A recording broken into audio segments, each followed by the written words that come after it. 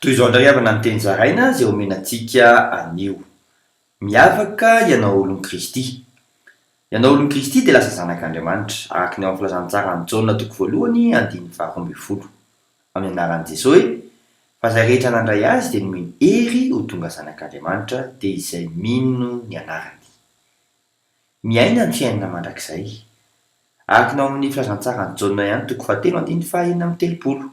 Amin'ny anaran'i Jesosy hoe izay mino zanaka manana fiainana mandrakizay, fa izay tsy mino zanaka dia tsy hahita fiainana, fa ny fahatezeran'Andriamanitra no mitoetra eo aminy.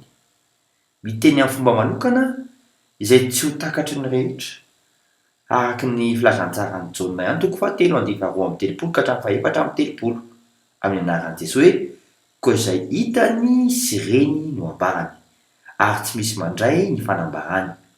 Izay mandray ny fanambarany dia nanisy tombo-kase fa marin'Andriamanitra, fa izay nirahan'Andriamanitra dia milaza ny teniny, fa tsy misy fetra fanomezan'Andriamanitra ny fanahy. Pony lanitra dia ny ety an-tany ianao. Vavaka isika, ray eo, tario izahay olonao, mba homendriky ny voninahitrao ny zavatra ataonay. Amin'ny anaran'i Jesosy Kristy velona avy any Nazareta, amen.